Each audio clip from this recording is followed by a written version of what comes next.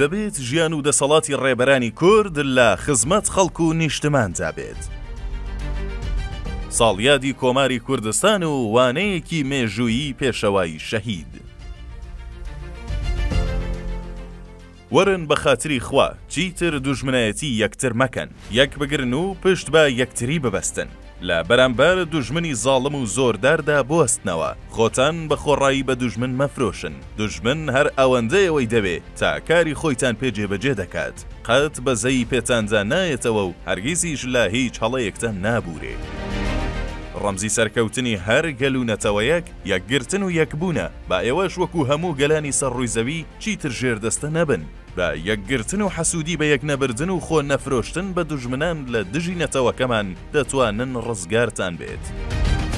چیتر فریوی دوژمن مەخۆن. دوژمنی کورد هەر دوژمنە، هەر بە درێژایی مێژوو لەگەڵ گەلی کورد ڕق و کینەی ڕیشەداری هەبووە و هەیەتی. باوەڕ بە دوژمنان مەکەن، بە تایبەت بە دوژمنی عەجەم. خۆشەویستەکانم، یەکێتی و تەبایی لە نێوان خۆتاندا بپارێزن، کاری نەشیا و لە بەرانبەر یەکتردا مەکەن و چاوچنۆک مەبن، بە تایبەت لە بەرپرسیارەتی و خزمەتکردندا، بۆیە تا ئێوە یەک نەگرن سەر ناکەون. ئەمە بەشێک بوو لە وەسیەتنامەکەی پێشەوا قازی محەممەد، دامەزرێنەری کۆماری کوردستان کە لە بەرەبەیانی 31 ئازاری ساڵی 1947 لە مەیدانی چوارچرای شاری مەهاباد لەگەڵ سەدری قازی برای و سەیفی قازی ئامۆزای بە فەرمانی شایە و کاتە ئێران لە سێدارەدران. گۆڕین و دەستکاریکردنی نەخشەی وڵاتی ئێران، ڕاگەیاندنی سربەخۆیی و جیاکردنەوەی بەشێک لە خاکی ئێران بە ناوی کوردستان، دامەزراندنی پەیوەندی بازرگانی و ئابووری لەگەڵ سۆڤیەت بەبێ ئاگاداری و ڕەزامەندی دەوڵەتی ناوەندی، داڕشتنی نەخشەی کوردستانی گەورە و دانانی ئاڵای کۆماری کوردستان بەشێک بوون لەو هۆکارانەی قازی محەممەدیان پێ لە سێدارەدرا. وەک وەبیرهێنانەوەیەک لە ساڵەکانی کۆتایی جەنگی دووەمی جیهانیدا ئێران بە بیان و پاساوی هاوپەیمانی لەگەڵ ئەڵمانیا لەلایەن یەکێتی سۆڤیەت و ئینگلیزەوە داگیر کرا. ئەوکات ڕەزا شای پەهلەوی شایە و کاتە ئێران بە تۆمەتی پشتگیری لە هیتلەر لە تەختی پاشایەتی ئێران لادرا و لە هەمان ساڵدا، واتە لە ساڵی 1940ەوە بۆ دوورگەی مۆریس لە ئەفریقای باشوور دوورخرایەوە.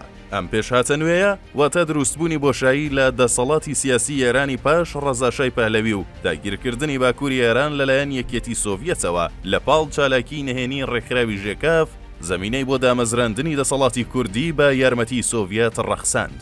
بۆیە پاش چەندین مانگە ئامادەکاری دەرەنجام بە بەشداری و ئامادەبوونی ژمارەیەکی زۆری کەسایەتی ناسرا و فەرماندە و سەرکردەی پارچەکانی دیکەی کوردستان لە ڕۆژی 22 مانگی یەکەمی ساڵی 1946دا کۆماری کوردستان لەلایەن قازی محەممەدەوە بە فەرمی ڕاگەیاندرا. بەم جۆرە یەکەم کۆماری کوردی بە سەرۆکایەتی قازی محەممەد و لە شاری مەهاباد لەدایک بوو.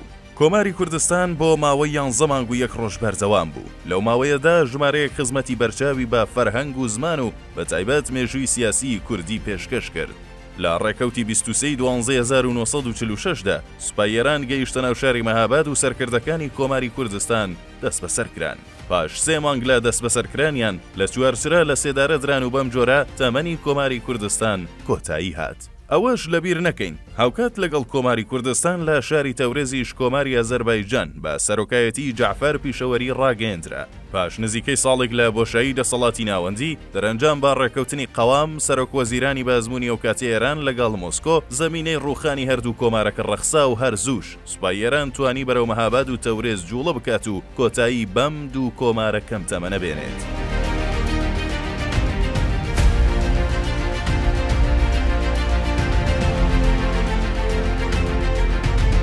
خاڵی گرنگ لەم نێوەندەدا ئەوەیە پێش هاتنی سوپای ئێران بۆ تەورێز ڕێبەرانی کۆماری ئەزەربایجان بەرەو باکۆ واتە ناوەندی ئەزەربایجانی ئەو کاتەی سۆڤیەت هەڵاتن و هاوکاتیش پێشنیار بۆ قازی محەممەد و سەرکردەکانی دیکەی کۆماری کوردستانیش کرا ئەوانیش بەرەو سۆڤیەت هەڵبێن. بەڵام قازی محەممەد و سەرکردەکانی کۆماری کوردستان ئەمەیان قبول نەکرد و لە پاڵ نەتەوەکەیان مانەوە و مەرگی شەرەفمەندانە و پڕ لە شکۆیان هەڵبژارد. هەر لەم بارەوە پێشەوا قازی محەممەد پێی وابوو لەبەرەوەی دەوڵەتی ناوەندی تووڕێ و بە شوێن تۆڵە سندنەوەیە ئەگەر خودی قازی و سەرکردەکانی دیکەی کۆمار ڕازی بن و بەرەو سۆڤیەت هەڵبێن بێگومان بە هەڵاتنی ئەوان سوپا لە خاکی کوردستان و بە تایبەت شاری مەهاباد تۆڵە دەکاتەوە و ناوچەکە کاول دەکات. بەڵام ئەگەر ئێمە خۆمان ڕادەستکەین بە کوشتن و لە سێدارەدانی ئێمە بە دڵنیاییەوەی تر واز لە خەڵک دێن و تۆڵە ناکەنەوە. هەروەش بوو ڕێک بەو جۆرە بوو کە قازی پێشبینی بۆ کردبوو باشەڵاتنی ڕێبەرانی کۆماری ئازەربایجان ئەوەی نەشیاو بوو سوپا بەسەر خەڵکی تەورێز و ناوچەکەی داهێنا.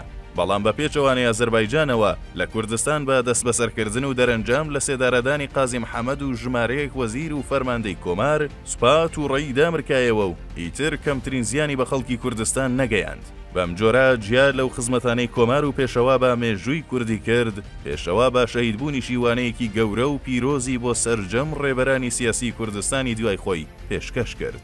وانەکەی قازی محەممەد ئەوە بوو کە دەبێت خەبات و دەسەڵات و ژیانی ڕێبەران لە پێناو خەڵک و نیشتماندا بێت.